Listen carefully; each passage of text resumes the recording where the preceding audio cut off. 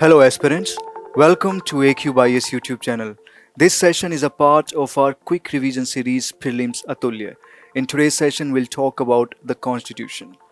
So in our last sessions we have discussed the significant terms related to Indian polity. So we have recorded 3 sessions of polity so far and we have covered all important concepts related to Indian polity. And in today's session we'll try to figure out why we need the Constitution, philosophy behind the Constitution, and how the Constitution was made. So first, let's try to know why we need the Constitution. See, when we live in a society, then you need some rules. Okay, just imagine that you are living in a society where there are no rules. Okay, it means when there are no rules, then anyone can do anything to anybody. Okay, so you will be scared all the time, you will be apprehensive all the time because there are no rules. So for the peace in the society, for the harmony in the society, for the minimal coordination in the society, you need some rules. Okay, so the Constitution provides these rules. Okay, these basic rules, and these rules are important for governing the society so that there will be stability in the society. So the first function of the Constitution is to provide the rules. Okay, so now you are living in a society where there are rules, but now the question arises that who will frame these laws? Who has the authority to frame these laws? So let me tell you, it is the government. Okay, in India it is the parliament. Okay, parliament has the authority to frame the laws, to enact the laws. Now who grants the authority to this parliament? Okay, it is the Constitution. So Constitution grants the authority to the parliament. Just remember this fact. So in your society there are rules.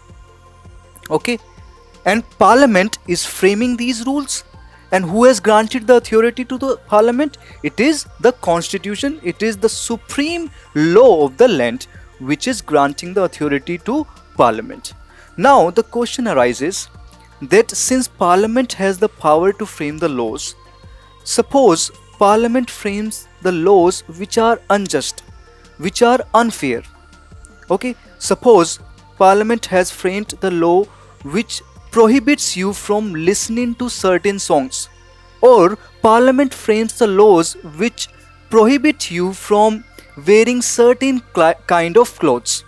So these laws are unjust, these laws are unfair, so there must be some limitations on the power of the government. So Constitution, the third function is to limit the power of the government. It means the doctrine of constitutionalism is followed. It means the government we have, it has limited powers. Okay, so the government does not have the absolute power.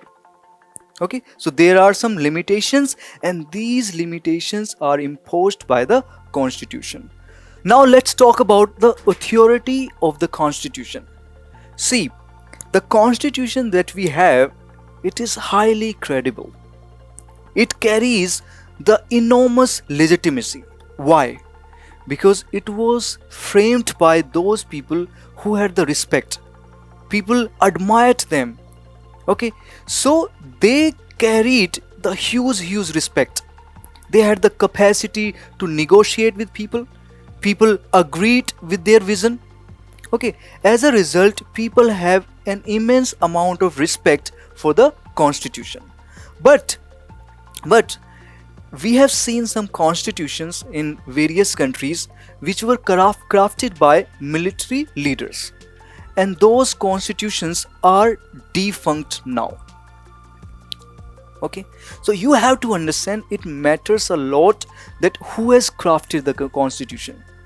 Okay, so in our case, in our country, Constitution was crafted by some big famous popular political leaders who had the vision, who had the vision for the society, who had the roadmap for the development of the society. They wanted the welfare of the society. So our constitution was crafted by those popular leaders. Now, in our country, the constitution has a balanced design. So what kind of balanced design do we have? See, we have some provisions which are highly rigid. It means these provisions cannot be modified. These provisions cannot be changed. At the same time, we have some provisions which are very flexible. So these provisions can be modified. So there is a balance between these two groups of provisions. Provisions which are rigid and provisions which are flexible. Second, if we talk about this division of power, then one group does not possess the extreme amount of power. There is this horizontal division of power in our country. Okay, you have legislature. Okay, so legislature frames the laws. I mean, the framing of laws takes place under this institution, which is legislature. Then we have executive. So under this organ, laws are implemented. Okay, laws are enacted, implemented. Under this organ, laws are implemented. Then we have the judiciary, which ensures that laws are fair, laws are just. Okay, so this is the design that we have. Now let's talk about the making of Indian Constitution. See, our Constitution was framed by Indian Constituent Assembly. Now this Indian Constituent Assembly, its members, they were elected by provincial legislatures. Okay, provincial legislative assemblies. So the members of Indian Constituent Assembly, they were elected in an indirect manner. Okay, remember, indirect election. And these members were elected by the members of provincial legislative assemblies. You have to remember this fact. Second, so there were 292 members for the provinces, and there were 93 members for princely states. Let's just verify. Yes, 93 for princely states and 290 members for provinces. This plan was introduced, this plan was adopted on the lines of Cabinet Mission Plan. Okay, so this Constituent Assembly, it was composed on the lines of Cabinet Mission Plan. Just remember this fact, Cabinet Mission Plan.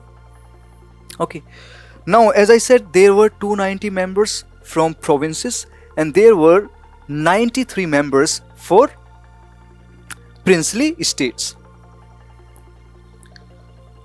Now remember that seats in each province were distributed among three main communities: Muslims, Sikh and general community.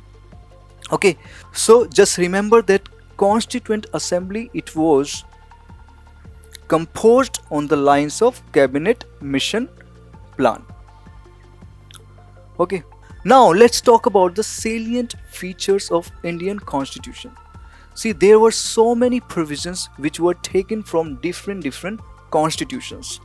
So let me ask you one question: is our constitution a borrowed bag? Well, I won't agree with this question. Why? Although we have taken provisions from different constitutions, but we have modified those provisions in accordance with the needs, situations, circumstances of our country. Okay, so you see, we have taken this parliamentary form of government, this provision from British Constitution. We have taken the rule of law concept from the British Constitution. Then the office of the speaker, this was taken from the British Constitution. Then fundamental rights from United States. of America.